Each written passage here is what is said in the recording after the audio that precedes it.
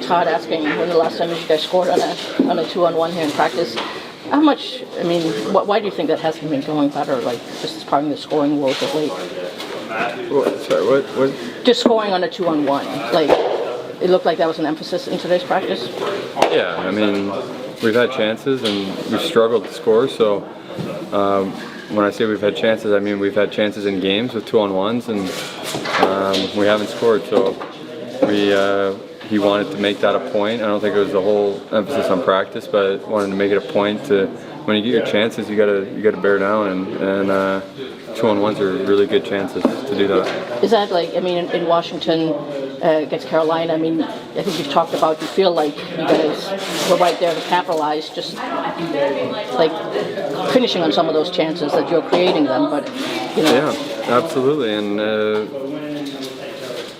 it can swing momentum, it can change a game.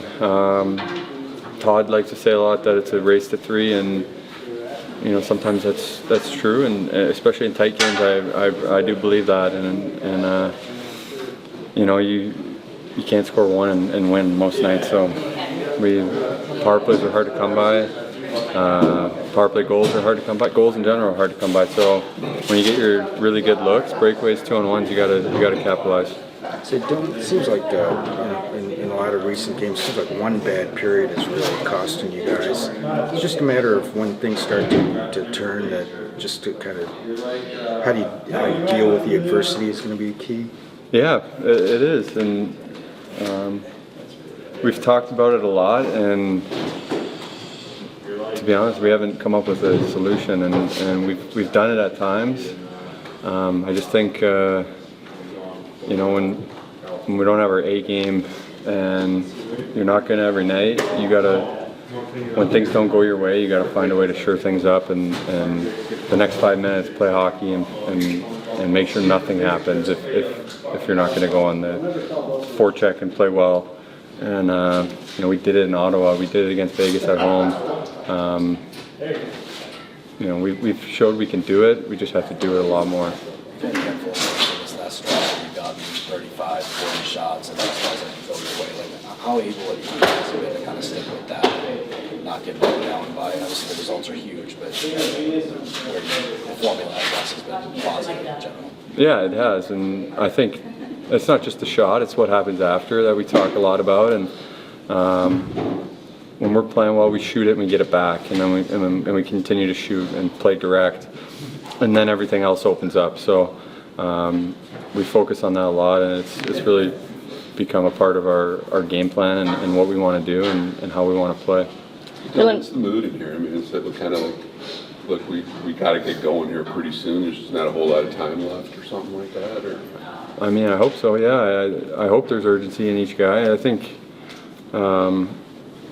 this break, I guess, in the schedule, a few days, day off yesterday, a couple practices.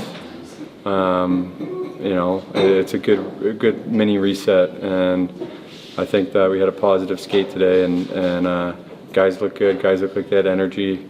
I hope tomorrow's even better, and then we're on the road, and it's pretty much a sprint to the finish, and we have to win games. Dylan, when you guys faced a pretty tough road trip going to Western Canada, you guys really, I mean, gelled there and had a great trip. Is there something you can extract from that or take away from that to now faced with a tough trip again? I think it starts it started in Edmonton, and we had a good team win.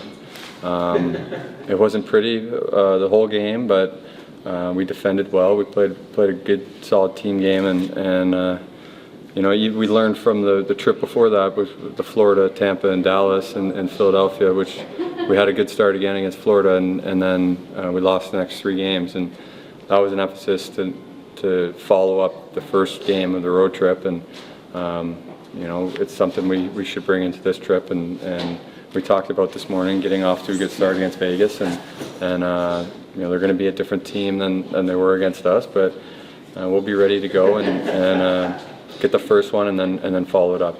I know there were no power plays either way the other night, but with the kind of extreme of the success of the power play and the struggles at times of the penalty kill, do you feel like there's sort of a relationship between those two things at all, or they exist like totally separate from one another? No, I think they're separate parts of the game. I think they exist together because it's a special teams battle. You want to win that every night, and you know, if one's not working, you want to pick the other one up the other way. So,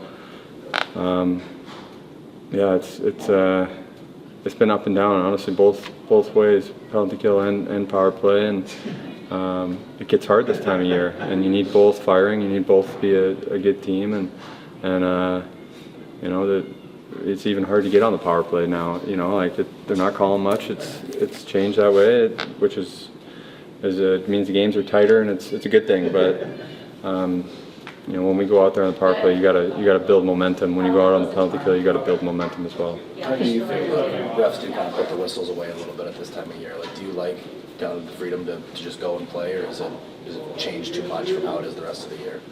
I don't want to talk too much about the officiating, but I mean, if you're not gonna call it, then don't call it that night. You know, and you can't throw a weak one in there and stuff like that. So it is what it is, right? It's just playing the game, and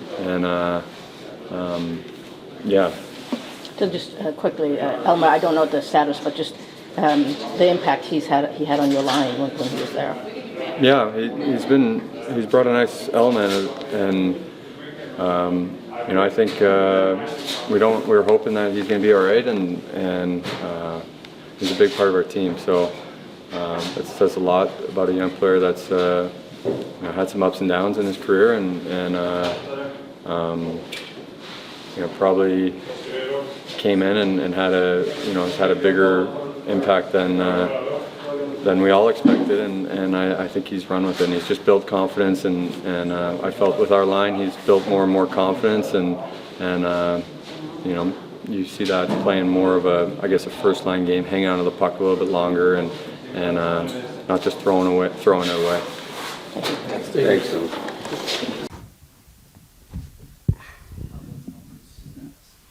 Elmer is day-to-day right now. Obviously didn't skate, but yeah, day-to-day.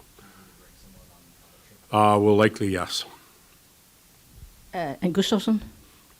He is still being evaluated today. We'll call it day-to-day. There's potential for a longer-term injury. We need some results. Is Petrie, where's he at? Petey's coming. This was his true first real heavy, hard practice that he's had. He's had a couple light ones with the team. He's getting close. Will he be available on this trip? He'll make the trip. He won't play in Vegas, and we'll figure out what happens after that, where he's at. But he's getting close. And I noticed out there you asked when the last time it is they scored on a 2-on-1. Nobody had an You guys answer. can hear everything, can't you? Am I that loud? Nobody had an answer. I mean, like how do you change that, especially given the urgency of where you guys are Well, at? we tried to change that today with that comment, with that sense of urgency. You know, and it's hard when you're coaching because you're at one end seeing one thing, but the other end had its 2-on-1s, and we had a coach keep track, and so we did put some in, which is good. We just didn't take it for granted. I think we worked on it. I think we got better at it, but we need it to translate into the games, and we've had numerous 2-on-1s or even 3-on-1s that we haven't converted. And for as much as we talk about improving defensively, one of those conversion goals would certainly help us create a comfort cushion, if you will.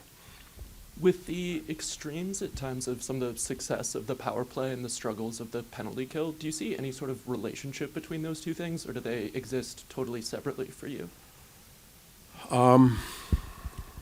I think they're totally separate. The one thing is the confidence or the belief system in it is at a different spot. So, you know, power play, when it was humming along, it was, okay, put us back out there, we're going to score again. When the penalty kill is getting scored on, they're going, oh shit, can we get through this? So that's the difference between the two. But I haven't felt either get too high or too low over the last little bit. We haven't penalty killed a lot. So that's a good thing too. How important was it just with these two practices? What do you intend to get out of them? You just Well, polish up and as you know, we haven't had, like every other team, a lot of practice time. So this is it. You know, from now until whenever, this is really it. If you're lucky enough to get in and play in the playoffs, you get 2 or 3 days to prepare, and then you're focusing on a single team. But for us to clean things up, so we tried to pick 3-4 areas today. None of it was special teams. Everything was 5-on-5 play for a good 50 minutes. You don't often get that in March. Will we get that again? I'm not sure we will, based on schedule, travel, and everything else. So we had to make today count. What have you kind of noticed with the penalty kill? It seems like this group, even before you got here, has tried all kinds of different looks, and the results seem to kind of be the same. Is there anything that stands out to you? Well, here's what I know is the team's gone through transition systematically. And I think it's not just when we came. I think it was prior to that they tried something and then went to something else. That random jump from one to another can be, you're trying to solve a problem, but it can also create doubt in players' minds. Like, we're on to our third look, and they begin to doubt any of them. And so we're in that situation right now. Our penalty kill from a systematic structure standpoint, I don't think it's been beat a lot. We've been beat on scrambles. Think of the Ottawa goals. We've been beat on, the big fellow there that plays in Columbus, the down and in play off the face-off where they went down, and that's a structure goal. That's something that our penalty kill fell apart in, we should be able to prevent. But there's been feeder shots, I call them, that go off somebody and in. They're not totally structural, so that's a good sign. When we are in structure, we're doing a lot of the right things. We just have to keep cleaning stuff up, being better around the crease on any type of rebounds, deflections, tip-ins, and I think we can get better that way, and we have to believe. And it hasn't been a disaster. And when you don't do it often, it doesn't get parked. It's not forgotten, but you just don't feel it. And in my mind, it's one of the hardest systems to practice, because part of penalty killing is selling out and doing some of the dirty stuff, and you can't do that in practice. We'll have a lineup of doctors here with block shots and that type of stuff, so it's tough. Is there even more of an importance this time of year on 5-on-5? Because it seems like there's just not going to be a lot of power plays, or there hasn't been. Yeah. If I recall, I think I heard coming out of the general manager's meeting that 75 or 76% of all goals have been scored on 5-on-5 type situations or even strength, and that power play opportunities are way down. So yes, that the team game is the most important, hence 50, 55 minutes of 5-on-5 today, not anything to do with power play or penalty kill.